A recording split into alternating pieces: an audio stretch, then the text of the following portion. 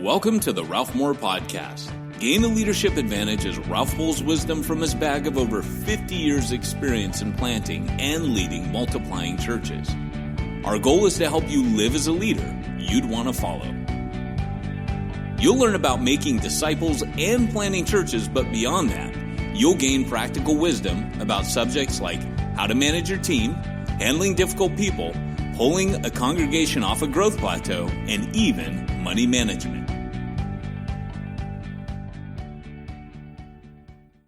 So as you're describing this, one of the things that you said is, it takes several years, and our model was different than yours, but it would take us normally 5 to 7 years before we felt somebody from our congregation was ready to go out and do this. And one of the things that we found, and we were always pressing, reproduce yourself, is maybe half of them did. Most of them were one and done. Right now what is going on in Hawaii has kind of really slowed. There's nobody there to drive it. And so we're trying to get some people together. We know that there's somebody from New York City that has moved to small town in Hawaii, Waimanalo, intentionally. They were part of a major church in New York City that blew up. And so they got all this expertise. They know what to do. They know how to, move a crowd, all that stuff. And they don't want to do that. So instead of going to Honolulu, they go to the backside of the island to what we would in Hawaii call local, a very local community, very mostly Native Hawaiians. And it's a small place. And they started there, and they're making disciples and preparing guys. And what they're saying is, what happened here 40 years ago, or whenever it was that Aaron Suzuki and I went there, that's what we want to breathe life into and revive. So we're really thrilled. So we were kind of pedal to the metal on this thing. And yet, first, it took time. And second, no matter what we put into people, a lot of them didn't reproduce. But those that did turned into something really, really wonderful that now reaches around the world. But as you're describing this, how do you prepare a person inside? What is the disciple-making continuum that goes on in Berkeley, and just inside of where your location? So I think we are much stronger in culture rather than systems.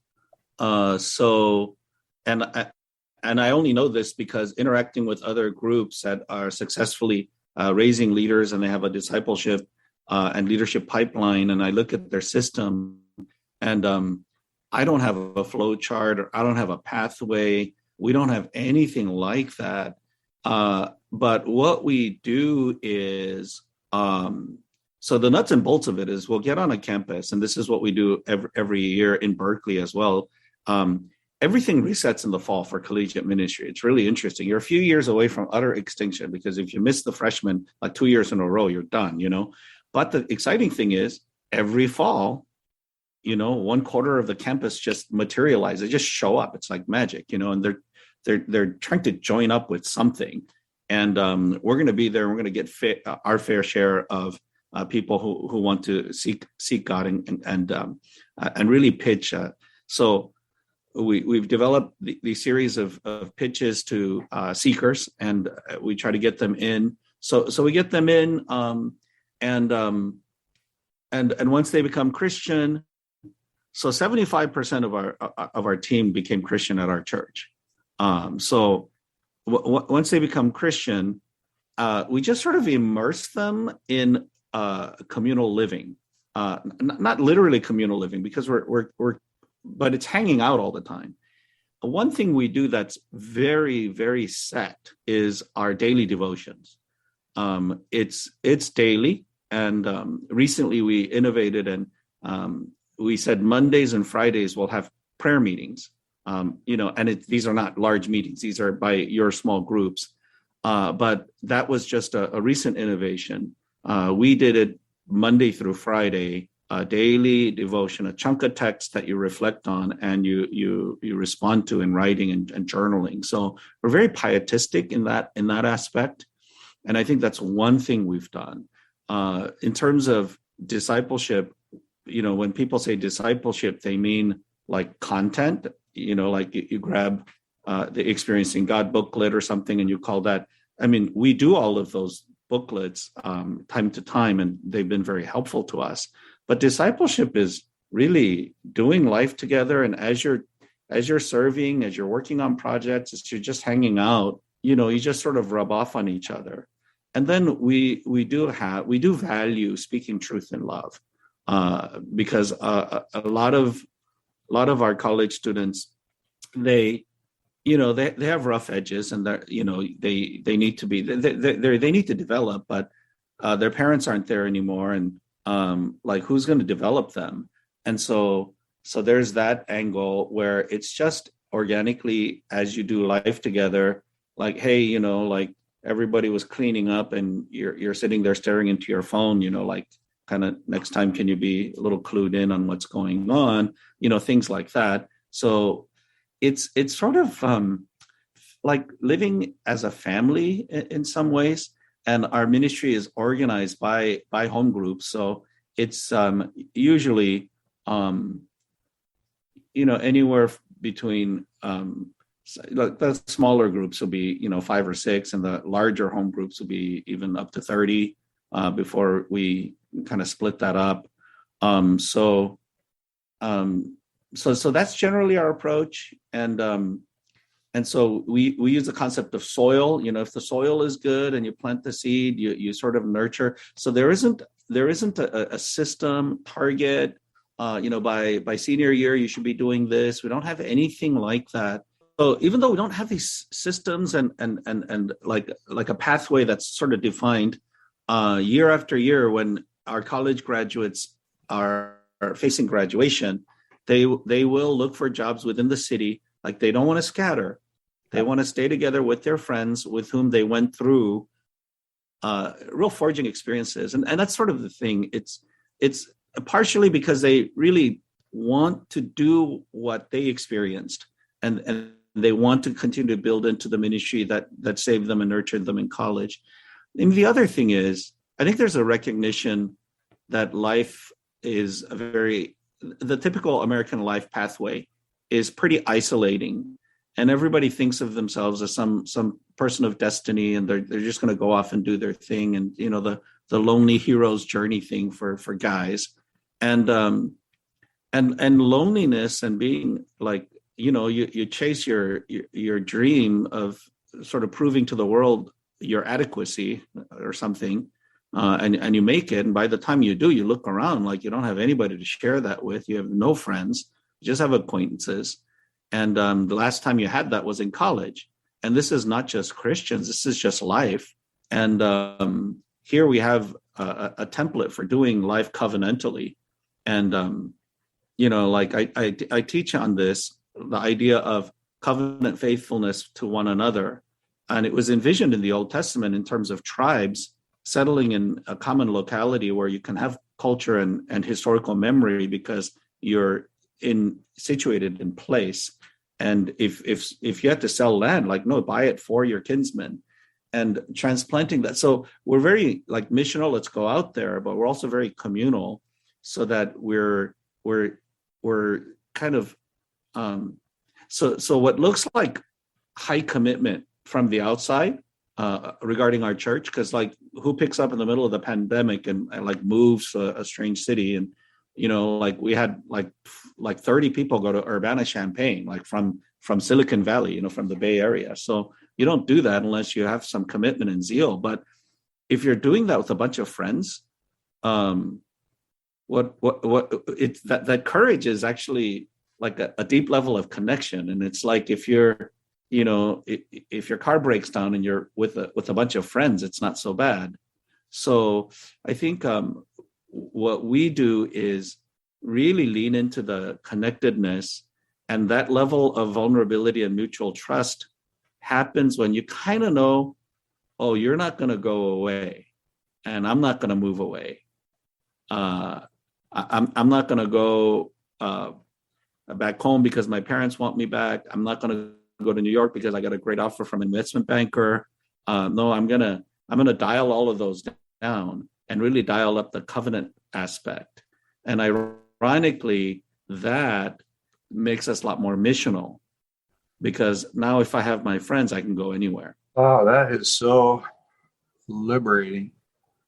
Our pipeline was, if you're a small group leader and you reproduce that group, and then you go reproduce another group, and the way we would do it is the leader always leaves. The stronger person starts the new group rather than sending somebody out in the wilderness kind of. And so if we'd see you reproduce 3 times, then we would come and ask you, or would you consider planting a church? And that was the whole deal. It was organic. It came from within the family. But we were identifying a single person as the church planter. And we would say, take all the people that will go with you. If you've led 3 micro churches in the church, 30 to 50 people are going to go with you. Sometimes, a couple times we gave, 4 times, I think, we gave away 20% of our congregation on one day. One time it was 25% to 2 churches. And God blessed us. Our numbers would come back within a couple of weeks. It'd take longer for the leadership base to build. That was the hardest. It took a little while for the finances to come back, but that was not a big deal. But what we were doing was we're saddling. The way that we approach this is so different than the way that you've approached it, where you're sending a team, and basically everybody is doing ministry bivocationally. So money's not the monster that it was for us. So we're funding you, but one guy is the church planter, and he's got to make budget. About 6 months after he goes out, the money has run out. And most of them would succeed, but some of them, the money became a monster. And what I'm hearing you say is that as you send a group of people and everybody is going to be bivocational, there isn't this issue. And as I'm talking to pastors, younger guys are now coming, and I'll lay this onto Exponential. I thank God for Todd Wilson almost every day. I think that 12, 13 years ago, Todd and Dave get together, and the world has really changed. It's amazing. Yeah, I'm seeing young guys that are going, I don't need seminary. I've been discipled. I'm seeing young guys coming out of seminary going, okay, what can I do for a career? Because I need a career that will allow me to start with 1 or 2 people and build out from there. And so there's no rush to pirate people from other churches so we can draw a crowd, because that's kind of, that's been the model for so many people. And to some degree, that infected us. And so speak to us about money and I probably have said some of what you guys are doing, but just talk to us about that, because it's it really interrupts ministry in many ways. Yeah. I want to touch on one of the things that you said about like sending out that really effective leader and a whole bunch of people following. What we focus on more is the ecosystem. Yeah. And so in Darwinism, there's this idea of like the successful individual who has that selectively advantageous mutation out-survives and out-reproduces the others. Well, and then they came to realize, wait a minute, no, that's not how it works. How it works is the group, if the group functions well. So like there's a group of birds, let's say, and when a hawk dives on them, one of them will expose its breast, really bright color, and scream. And then the hawk focuses on that bird, but as that bird does it, all the other birds run away. So it's selectively disadvantageous for that one bird.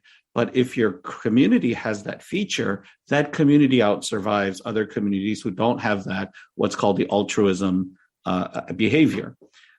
So you can tell I majored in bio and anthropology. So, I think what we're betting on, I mean, it's not a strategy. Like, we're not betting on this. What we've discovered is that just because maybe we're a bunch of Berkeley nerds and we're sort of deficient in huge personalities, but what we've defaulted to is, wait a minute, if Acts 2 is community, like the community creating gifting and a group that is a good ecosystem relationally is the church that will eventually succeed in drawing people to Christ. So and then the finance piece, it's a little crazy, but I think almost 100% of our church tithes, and they all have good jobs, and they get paid like too much money for just like hanging out at cafes, taking meetings and coding. So bivocational ministry really, and because we don't have the need for buildings or things like that, because we'll just rent a hotel space, or some campuses are very open to churches renting right on campus. And so, venue costs and things like that. But our salary costs are low because the number of full-timers aren't that high. So it makes us nimble, and finance isn't an issue. And people, whatever ministry they're engaged in, it just comes out of their own pockets. And it's open homes, and ministry is just having a lot of food and going to Costco a lot, and and opening up your home. So finance hasn't been an issue, and it was an issue in the beginning when we didn't have a whole bunch of working people. I remember the days when me and Kelly, we're double income, no kids, and we're buying everything for the church. We're buying the first, laser printer and the first computer back in the, 80s. And so my first salary when I became a full-time leader was $200 a month. That's all we could afford. But once guys started to stay, and everybody, like, if you are staying for the purpose of ministry and your self-identification is, priesthood of all believers, I'm a minister, the finances is the people tithe, and then every Thanksgiving we have a kind of a special offering that goes to church planting and things like that. And I would estimate that most people do more than tithing, probably 15%. At the end of the day. And so financially, we're finding ourselves in a position where it's just never an issue. It took time, it took 10 plus years to get there. But so I don't know. I just pitch this all the time. Like, even if you're not going to be a long-term collegiate person, a college campus is the best place to plant a church. At least start there, because you're going to pour into people when they're malleable, and then before they overload themselves with a lot of obligations and mortgages and things like that, they can, and their ownership is just off the charts, and you have an army of kingdom workers after 4, 5, 6 years. Well, I think what you just said is, I would put it up there and say it's prophetic. So many people are going, I want to go to the suburbs. I want to plant with young families. We've always tried to plant with single adults because they don't bring overhead. They don't bring children, so you don't have to do a kids ministry. Everybody's a giving unit. Everybody is a ministering. They're functioning because they got time on their hands. And it's so much easier to do this way. But what you just said about going to a college campus, you got these malleable people, and they got their whole future in front of them, and there's a whole bunch of them there. So what a ripe harvest field this is. I just love hearing this. I have a question that may not be a good one, but I'm going to ask it anyway. What would you say to somebody who went to a Bible college, maybe went to a seminary? I know a young man right now who's looking for an internship. He's in a Bible college. It's a Pentecostal Bible college, although it's kind of mildly Pentecostal from what the stereotypes people would throw out there. And part of his graduation requirement is that he interns in a church for a year. And he's trying to figure out what to do, where to go. And there's this kind of confusion that comes at this age, 21 years old, so like that. But suppose then he finishes an internship and it's in a prevailing model church. And then he feels God's calling me to, let's say, San Diego State. What does he do as an outsider to make friends? Because I used to do stuff at UCLA, and I was a Bible college graduate, and I really felt intimidated. I felt that I almost like I had to sneak on campus because if they really knew what I was there for, all that. And I was connected with some pretty radical people, some crusade people, and Jews for Jesus. And these guys were nuts. I mean, they're aggressive evangelists just for Jesus. They were amazing to me. But I always had this feeling of, I'm like a spy coming into another country. I don't really belong here. I think the answer to that is drink a lot of coffee or some beer and make friends, hang out with people.